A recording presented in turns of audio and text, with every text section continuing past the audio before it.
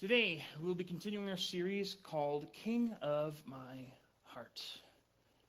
Got a friendly chess piece up here. You get to choose which king you want to be a part of your life. We've seen this in a lot of different ways throughout 1 Samuel 1 through 4. And the big idea is that you must choose to have God be king of your heart. Because there will be so many different things vying for your affections, vying for your attention. Things that constantly distract you or derail you. In 1 Samuel 5 and 6 today, as well as the first verse of 7, you'll see that there's many different things that are fighting for the Philistines' hearts as well as the Israelites' hearts. But ultimately, no matter what distracts us or derails us, the big idea is that God is faithful even when we are not. To give you a little bit of context, there's a lot going on within these couple chapters. This happens around 1100 BC or 1070 BC. This takes place during the time of the Judges, where a human ruler rules over the land, but he ultimately points to God as king. God gives him the power to rule the land in a way where people are constantly pointing to God and saying, "You are the one that we worship." And the Israelites go through this cycle of saying, God is king, God is first in my heart, and suddenly going their own way. And the mantra that continues to come up is that people are doing whatever is right in their own eyes. They do whatever they want because that is the best thing for them. And then once they get to the lowest point, once they're conquered by other nations, they say, "God, help me." And they do the cycle over and over and over again. Last week in 1 Samuel 4, we see the ending of a dynasty. The high priest, for the longest period of time, for 40 years, had led the people astray because he was complacent and did not want to do his job. He did not want to train the next generation that would train the next generation. And when he died, when that dynasty ended, people were without hope because they had lost a big battle. They had lost the ark of the Lord. And they had lost their spiritual leaders. And they're in a place where they're wondering, what's going to happen next? And the winners of this battle, the Philistines, they take away the ark. And it goes on this big trip. You'll see the first yellow point right in the middle at the top, Shiloh. That's where the ark starts and goes in this big circle. The red dot right there is where the battle happens. And it goes along the coast all the way down to something like the capital of Philistia. Big journey for the ark. Yeah, wow.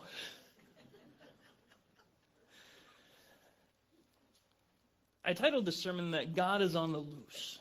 Because what the Israelites did originally is they took God from where he was supposed to be, or God's presence where he was supposed to be, in the tent of meeting behind multiple layers of curtains, where God had a very specific way of meeting with him, with his people. The people chose to disregard the right way to go about it. They treated God like an object, brought him to a battlefield, and said, "God, act for me." And instead of doing what they chose,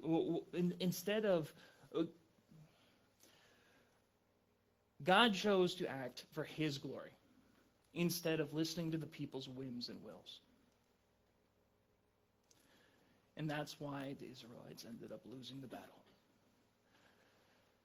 So over the course of the next two chapters, this is about a 7-month period, and you see this continued theme of people are continuing to do whatever is right in their own eyes. In the beginning of 1 Samuel 5, 1 through 5, it says this: "After the Philistines captured the ark of God, they took it from the battlefield at Ebenezer to the town of Ashdod. They carried the ark of God into the temple of Dagon and placed it beside an idol of Dagon. But when the citizens of Ashdod went to see it in the next morning, Dagon had fallen with his face to the ground in front of the ark of the Lord." Shocking. "So they took Dagon and put him in his place again." You got to pick up your God and make sure that he's okay, right? Dust him off. But the next morning, the same thing happened. Dagon had fallen face down before the ark of the Lord again. This time, his head and his hands had been broken off. Hebrew literally says it had been cut off or sheared off. It was gone. These pieces were thrown across the room towards the doorway. Only the trunk of his body was left intact. This is why, to this day, neither the priests of Dagon nor anyone who enters the temple of Dagon in Ashdod will step on its threshold.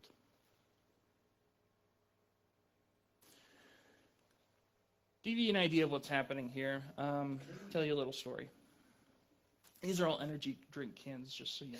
They're not beer. Kind of looks like that. But when I was a kid, I was very much into drinking energy drinks. I would drink anything and everything I could find. I loved any of them I could find, but specifically I liked finding the ones that were weird or strange, and I would collect all the cans and keep the cans. And my problem is I would never wash out the cans, and my mom would always yell at me saying, "You gotta wash the cans, it smells so gross." But I could never smell it. I could never see that there was an issue, but I just kept collecting the cans. I found some really cool ones. I even found one that tasted literally like grass. The thing was called Mother Earth, so, so it goes. It's going to taste like grass, right? But I never smelled the problem. I got used to it. And, I lived in that stench. As a teenager, I'm sure you just live in that stench, right? Well, I grew up with Axe body spray trying to hide the stench, so, bear with me. I also played a lot of soccer, so I ended up being very sweaty most of the time. So anyways, moral of the story, my room was not a good place to be.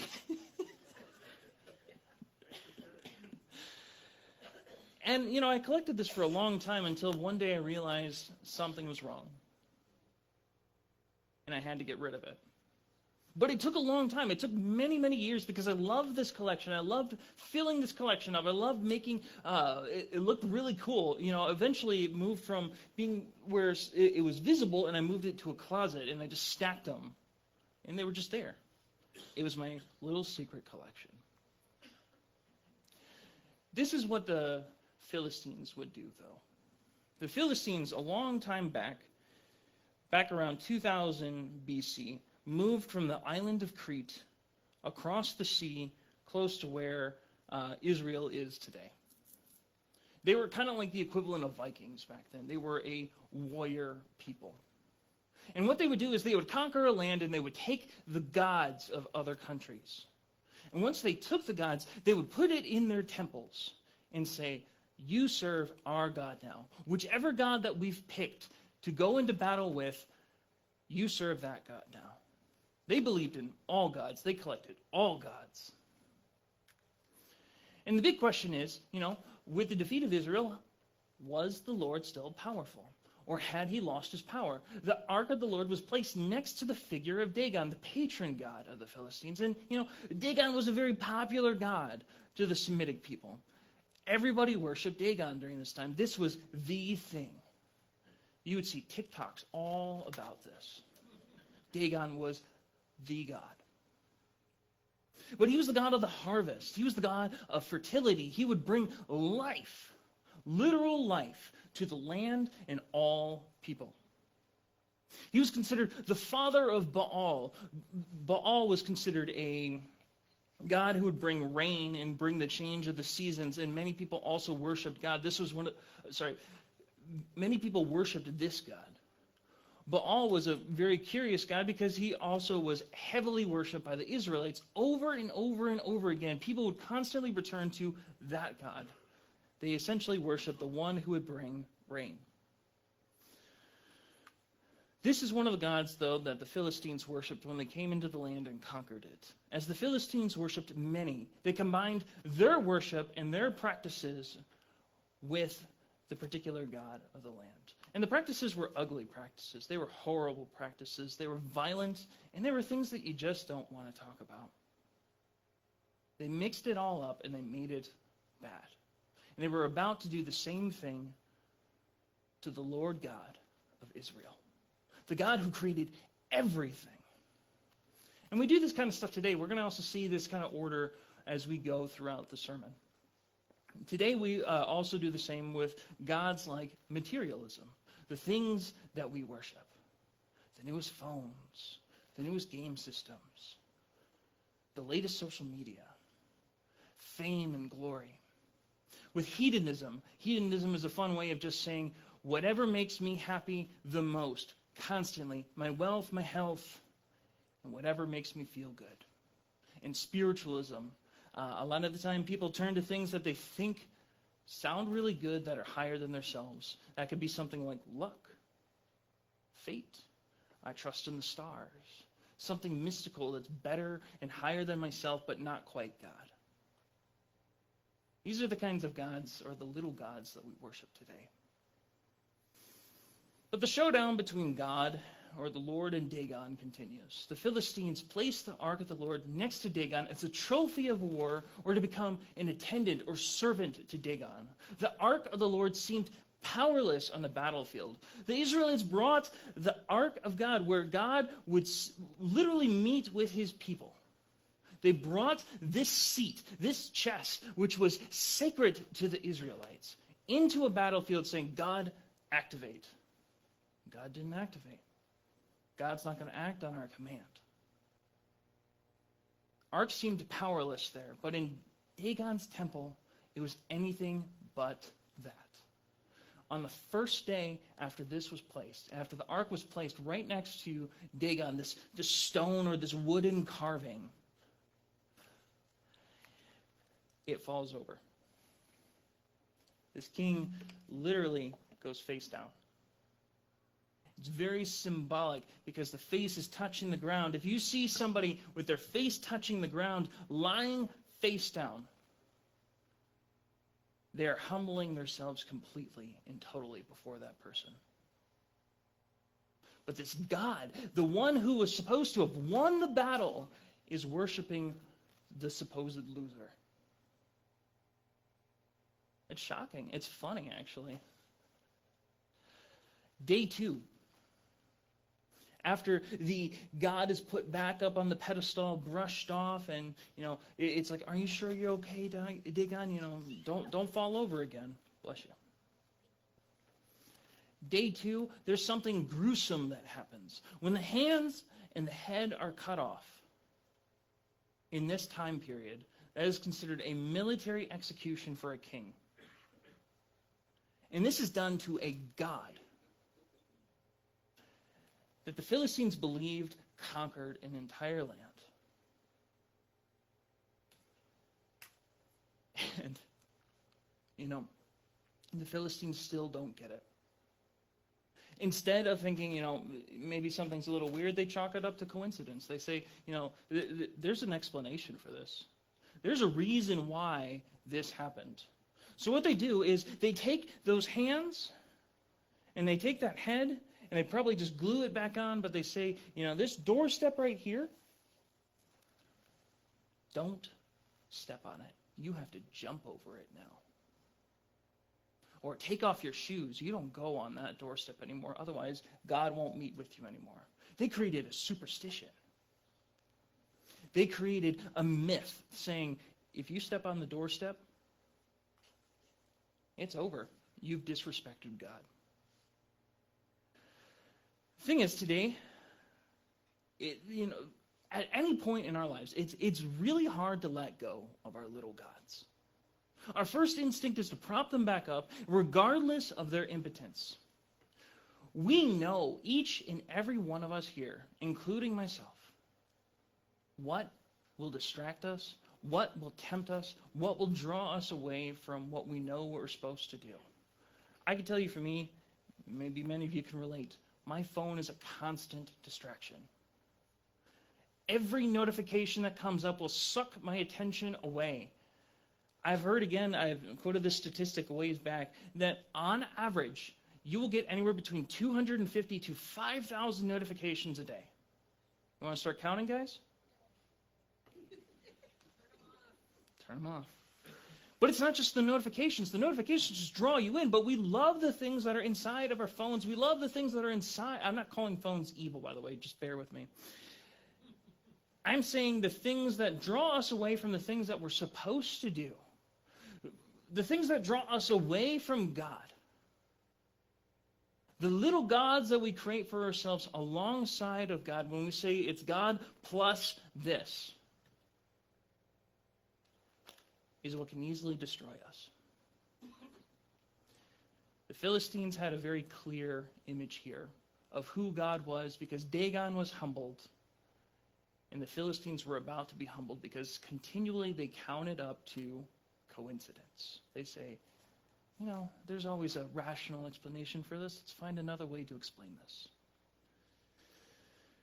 This is the first problem. Materialism. My things will save me. In Isaiah 44:19, it says this: no one stops to think, and no one has the knowledge or understanding to say, half of it is used for fuel.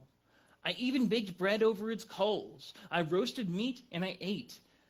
Shall I make a detestable thing from what is left? Shall I bow down to a block of wood? The image is set up because I know we don't, in our day, have blocks of wood or stone or metal to symbolize our gods that we worship. A lot of the time, they're conceptual. A lot of the time, we have sophisticated ways of building our gods. And we might not even call it our gods. We'll call it our favorite thing, the newest thing. When we think that our things will save us, we treat them like gods. And when we try to rationalize them away, when we try to create superstitions, it's kind of like in Zephaniah 1:9, it says, on that day I will punish all who avoid stepping over the threshold or on the threshold, and who fill the temple of their gods with violence and deceit. This verse specifically, way later down the road, points back to this point in 1 Samuel 5. Of people just jumping over the threshold and saying, this is how I get to God. Our superstitions won't save us. Our things will not save us. And God keeps going. Right afterward, the major cities of Philistia get bombarded with something very strange. If you think of what happens to if you think of the worst thing that could happen to your worst enemies, what would it be? Just think about it for a second. I usually think, shame is usually the worst thing that happens to somebody else. When you make somebody feel really bad. When your enemy feels really bad. But this goes a step further. I would not have thought of this. God gives these people hemorrhoids. Everyone starts having trouble pooping. I wouldn't want to wish that on my worst enemy. But this is what happens. And it gets worse and worse and worse. It says throughout the text that the people are plagued with rats and mice. And it's something akin to the bubonic plague. Sanitation gets awful. And this affects every major city. And tumors and hemorrhoids result in dysentery. I don't know if I said that right, but bear with me. These people are highly uncomfortable. Their physical bodies are messed up. Their panic is increasing because they realize as the ark moves from city to city, because as this disease continues to grow and affects every man, woman, and child, and possibly even every animal, they say, we have to get the ark of God out of here. Because this is what's making everything happen. God is, though, consistent with his judgments. He says back in Deuteronomy 7:23 as well as 28:27 that panic would come upon the enemies of the Lord, and that tumors and festering sores and itching that cannot be cured would be inflicted on God's enemies. This is the judgment that is given to those who have defied God as well as his people. God's people have chosen to go their own way, but God was not done. God would consistently follow what he said he would do. The Philistines' response, though, was to continue to test God more. They would move the ark around to 5 different major cities, and this would get progressionally worse and worse and worse. They try to save themselves. Hedonism, again, is this idea that they're trying to bring pleasure to themselves. They're trying to live their best lives. And this got in the way. They couldn't save themselves, so their response was to pretend like nothing was happening, just push the ark out of here, get it away, it'll solve itself. They passed the buck along. It's like saying, if Milwaukee was suffering, we move the problem to Madison. And if Madison doesn't work, we'll move it to Chicago, right? It's not going to help the problem. So the people are crying out. They get exhausted with all the problems that are happening, with God who is inflicting this judgment on this group of people to multiple major cities in Philistia. And in 1 Samuel 6, 1-9, it says this: "The ark of the Lord remained in the Philistine territory 7 months in all. Then the Philistines called in their priests and their diviners and asked them, 'What should we do about the ark of the Lord? Tell us how to return it to its own country.'" And these diviners, these omen readers, these people were the very reason that God was inflicting judgment on the land, because they took the place of God. But they also step up because they have a deep understanding of who, they have a deep understanding, or they think they have a deep understanding of who God is and what God's law is. And they mix their religion as well as their understanding of God together. They say, "Send the ark of God, of Israel, back with a gift."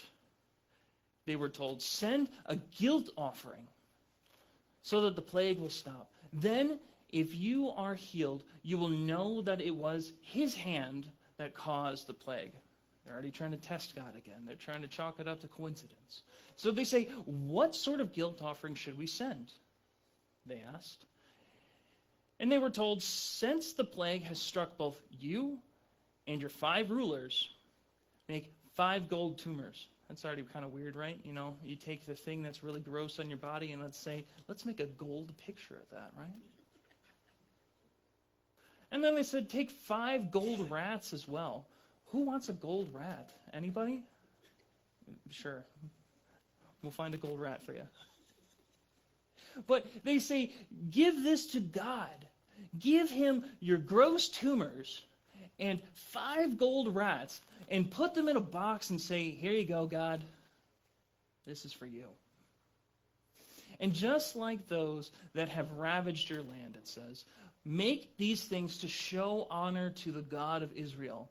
Perhaps then he will stop afflicting you and your gods in your land. Don't be stubborn and rebellious as Pharaoh and the Egyptians were. By the time God was finished with them, they were eager to let Israel go. Now, build a new cart and find 2 cows that have given birth to calves. Make sure the cows have never been yoked to a cart. Hitch the cows to the cart and shut their calves away from them in a pen. Put the ark of the Lord on the cart, and beside it place a chest containing the gold rats and gold tumors you are sending as a guilt offering. Then let the cows go wherever they want to go. If they cross the border of our land and go to Beth Shemesh, we will know that it was the Lord who brought this great disaster upon us. If they don't, we will know that it was not his hand that caused the plague. It came simply by chance." They're still trying to test God. They still don't get the point. And this is where that idea of spiritualism or some ambiguous higher power will save me. The question that they first pose is no longer what do we do, but how do we do it? How do we stop offending this God? How do we stop offending this God who's on the loose trying to inflict judgment upon us, this angry God? Their perception of God is that he's just out to get them. And we want to go back to our old lifestyle. It says, in the text that they don't want their land or their gods or their shelves to be bothered anymore. They just want their old way. They want the old normal back. Ultimately, when materialism, hedonism, and avoiding the issue fails, the instinct is to turn to something that is ambiguously higher than yourself. If you're not trusting in God, you're trying to trust in something. Something, save me. The problem with these diviners and these omen readers is they have a loose understanding of the law and they have a loose understanding of God. And frankly, the most dangerous type of help is the one that knows just enough, but still steers you in the wrong direction. You see, these experts were the very reason why the Lord was against the land. They knew what they were supposed to do. They knew the problem. They knew the right way to go about things, but they kept mixing other stuff in it. They thought they knew more. If you've ever played or heard of Minecraft, the first thing that you do in the game is collect resources, right? Right? How do you collect resources if you have no tools? Kids, what do? You take your hand and you hit a tree over and over and over again. It literally looks like this. If you apply that logic to real life, what happens? You're going to have probably no hand. It's going to not work very long. You have the principle of what should happen. If you take the logic, say, of Minecraft, where it works in the game, and apply it to real life, it is flawed logic. This is the kind of logic that the Philistines bring to fixing the situation. You see, the guilt offering came from a skewed understanding of Jewish tradition where they said only X heals X. They thought gold and a new transportation will please God. It's like saying, God, here's $100. And here's a Mercedes. Are you happy now? If you just gave God that, do you think God would be pleased? God already made all that. The test the diviners and the open readers gave was to create an impossible situation on top of that, where only God can intervene. First, they take milk cows, which are not designed for travel. They have never traveled anywhere before or pulled any kind of luggage before. Second, they take mother cows specifically who have just given birth to their calves. And their sole mission was to take care of their babies. But what the Philistines do is they take the babies and put them in a locked cage and they say, well, they don't say to the cows, that'd be weird. They take the cows, they put them, essentially they strap them to the cart, and there would be a lot of protesting with these cows. They would not be cooperative. And they expect, without direction or without any kind of interference, for this cart to go from Philistia 7 miles towards Beth Shemesh. I suppose it would be east. I don't know which direction is east, but bear with me. I see a lot of directions going this way and that way. We're facing east right now. Awesome. We're going that way. But they sit back and wait to see if God acts or if it's still, again, just a coincidence. Here's what happens, though. The cows move directly forward, neither going to the left or the right. They go straight on, and they're bellowing and mooing the whole way like a car alarm going off. It's going loud. And the rulers of the land follow after them, all the way to Beth Shemesh, where the people were harvesting their wheat in the valley, and when they saw the ark, they were overjoyed. The ark came to a field of a man named Joshua and stopped beside a large rock, so the people broke up the wood of the cart for a fire and killed the cows and sacrificed them to the Lord as a burnt offering. Several men of the land of the tribe of Levi lifted the ark of the Lord and the chest containing the gold rats and gold tumors from the cart and placed them on a large rock. Many sacrifices and burnt offerings were offered to the Lord that day by the people of Beth Shemesh. The 5 rulers of the Philistines watched all of this, and then they returned to Ekron the same day. The 5 gold tumors sent by the Philistines as a guilt offering to the Lord were gifts from the rulers of Ashdod, Gaza, Ashkelon, Gath, Ekron. The 5 gold rats represented the 5 Philistine towns and their surrounding villages, which were controlled by the 5 rulers. The large rock at Beth Shemesh, where they set the ark of the Lord, still stands in the field of Joshua as a witness to what happened there. But the Lord killed 70 men from Beth Shemesh because they looked into the ark of the Lord, and the people mourned greatly because of what the Lord had done. Who is able to stand in the presence of the Lord, this holy God? They cried out, where can we send the ark from here? Sound familiar? The people of Philistia did this, and now the people of Israel are doing this. So they sent messengers to the people of Kiriath Jearim and told them, the Philistines have returned the ark of the Lord. Come here and get it. And the text will go on to say that the people of Kiriath Jearim joyfully came and took the ark. These people are no different than the Philistines. And it's very ironic because Beth Shemesh is supposed to be a Levitical town. This is supposed to be a town filled with God's priests, God's specific people who were set aside to take care of God's special ordinances, and they were supposed to know all the rules and all the right things to do. But instead of assuming the responsibilities, they do as they please. First, they take the ark and they put it on top of a rock. See any problems there?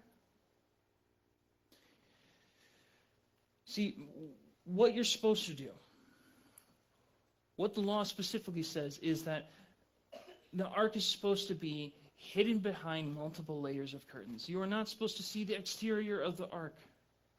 They're supposed to take care of this immediately.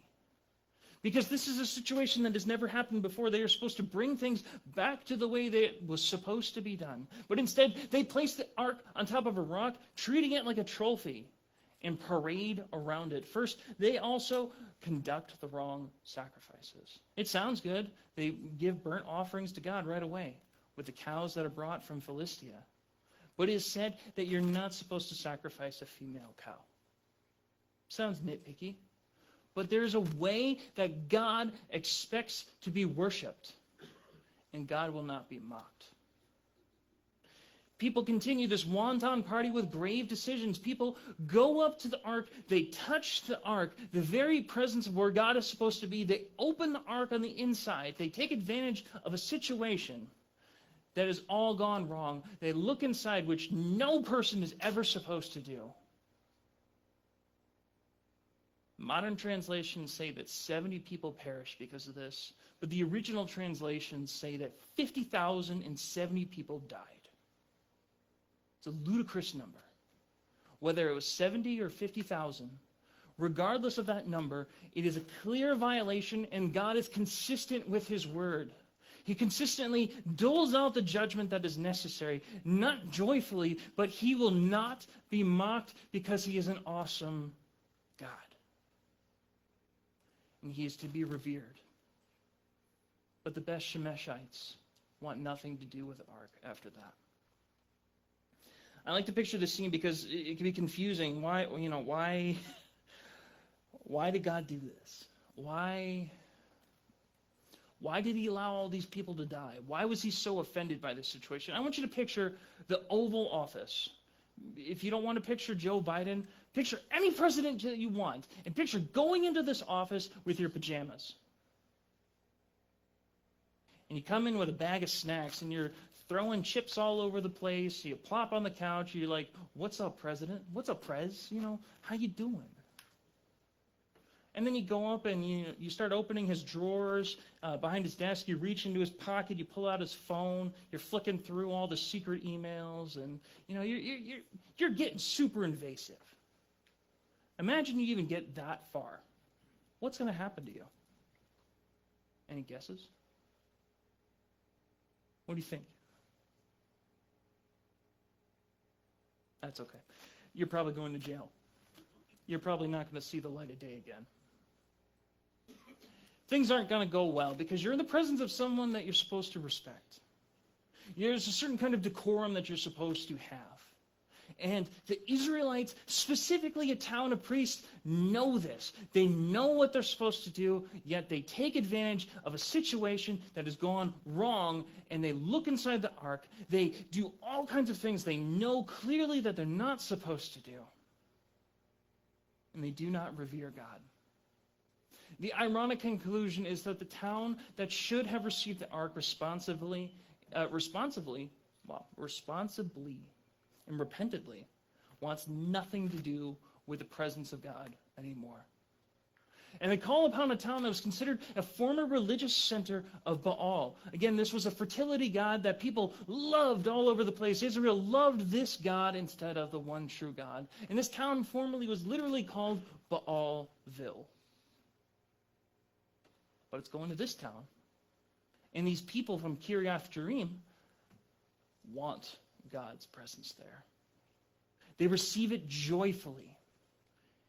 And the text goes on to say that these people come across with a much more revered heart than the town that should have respected God in the first place. The moral of all this is that those that are in darkness don't often realize that they're in darkness. Those that do realize the joy that the light brings. It's kind of like, again, when I was talking about the energy drink can collection. I didn't realize the smell was there. I didn't realize the problem. My mom would constantly tell me. I was constantly reminded of the issue. I didn't smell the problem. I didn't deal with it for a long time until I woke up and saw something had to change. So this begs the question, what are you in love with? Do you love your sin? Do you love what will destroy you? What can you not live without? James 1:13-15 says this: when tempted, no one can say, God is tempting me, for God cannot be tempted by evil, nor does he tempt anyone. But each person is tempted when they are dragged away from their own evil desire and enticed. Then, after desire has conceived, it gives birth to sin, and sin, when it is fully grown, gives birth to death. I call this the desire equation. When we have something that we want, we have that desire, and then when you add the first action, that sin, it compounds. That X point is constantly growing. And eventually, it leads to death. If we stay in these patterns, they lead to death. And these three characters, I know there's 4 pictures, but one person's the same as the other. If you've seen Lord of the Rings, it's a fun show. It's a great story to symbolize the process of moving from sin into freedom. The ring is supposed to ultimately be a symbol of ultimate desire. And the first character on the top, Isildur, hopefully I said that right, has the opportunity to get rid of this great power. But right at the beginning of the movie and right at the beginning of the story, he looks at his friend, and he, when it said, throw the ring into the fire, he says, no. He hangs on to that desire. And that impulsive decision, when he has the opportunity to get rid of it, has quick repercussions when he quickly perishes afterward. That desire immediately destroys him. Sometimes our impulsive decisions, sometimes our impulsive desires can immediately destroy us. Sometimes it's kind of like Smeagol in the second picture, who eventually turns into Gollum. Sometimes the sin compounds in a way where it gets worse and worse, and we need more of that something to feel whole. And it distorts us, and it turns us into ugly pictures of what we once were. Sin destroys us from the inside out. And then the last picture with Frodo right at the end, after he's carried this great desire and he's tried to fight against it for so long, but is constantly tempted by it. Even when he has the right vision and the right focus, he is still constantly tempted. And right at the end, when he's struggling the most and can't let go, he needs a friend to get rid of it. Sin is difficult. Desires are difficult. Because desires pointed in the wrong direction, desires when we are doing all of the battling by ourselves, will lead us in all the wrong directions. The correct solution looks like this. John 3:16 through 18 says, "For God so loved the world that he gave his one and only Son, that whoever believes in him shall not perish but have eternal life." It starts with a decision to trust Jesus. For God did not send his Son into the world to condemn the world, but to save the world through him. Whoever believes in him is not condemned, but whoever does not believe stands condemned already because they have not believed in the name of God's one and only Son. Friends, it is incredibly easy to get derailed or distracted. It's incredibly easy to go our own way. It's incredibly easy to trust in our things, in our health, our wealth. It's easy to ignore the problem. It's easy to trust in some kind of ambiguous power. We have a never-ending assault of temptations and limitless amounts of little gods fighting for our affection and our attention.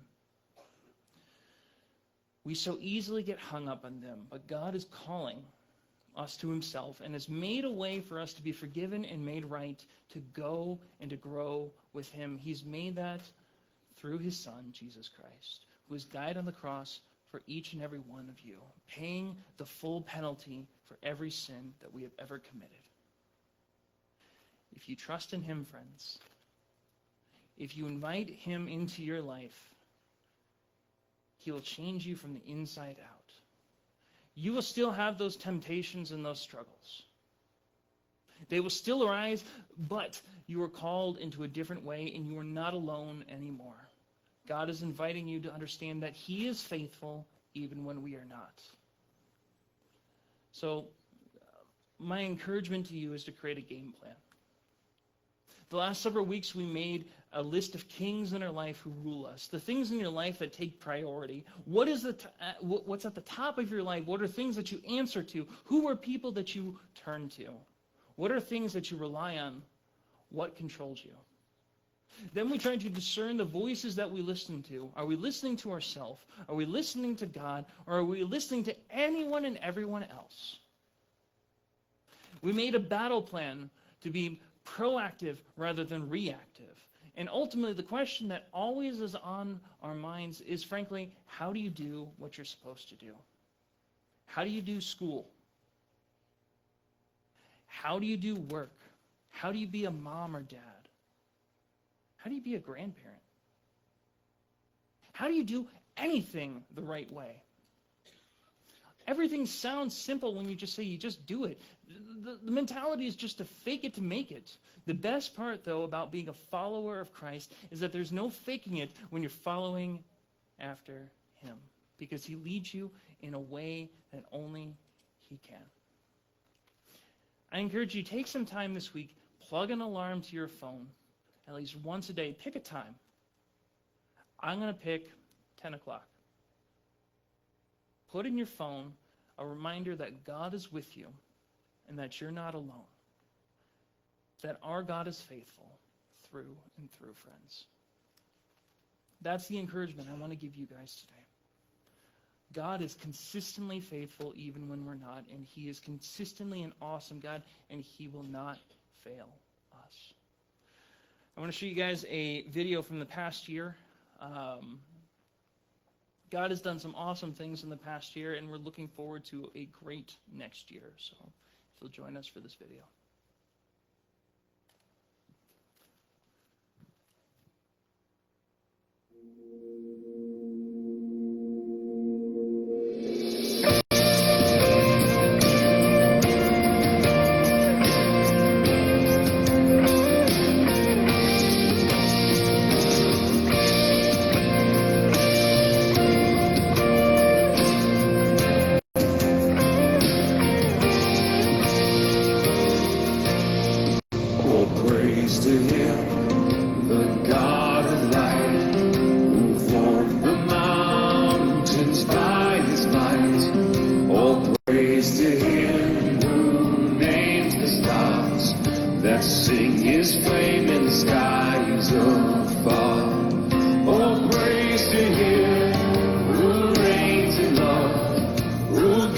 the galaxies above, yet bends to hear our every prayer with sovereign power and tender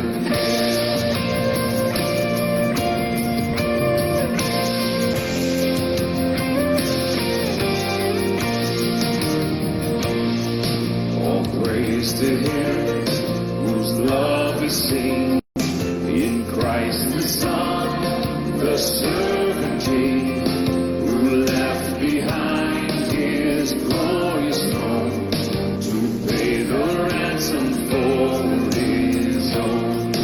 All praise to Him who hell became to bear our sorrow, sin, and shame, who lived to die, who died to rise, the all-sufficient sacrifice.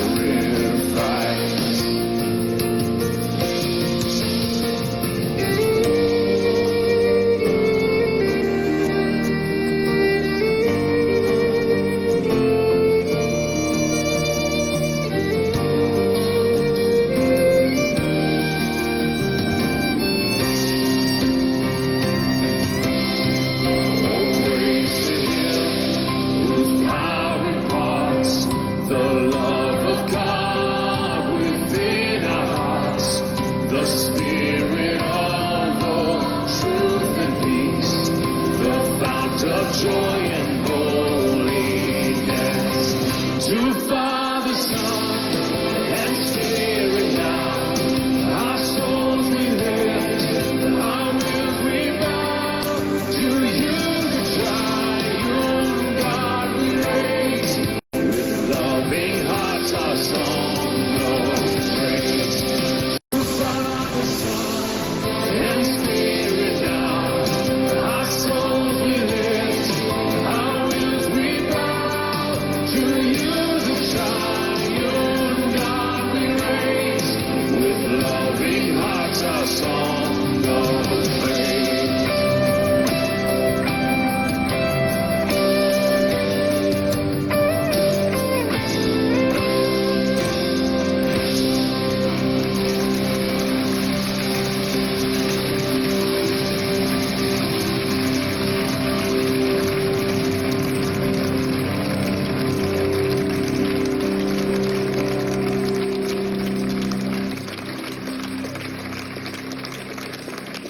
Amen. Ignite, can you come up? God's doing an awesome work here at Wellspring, and God's continuing to move in an awesome way, and we're looking forward to a great year in 2024.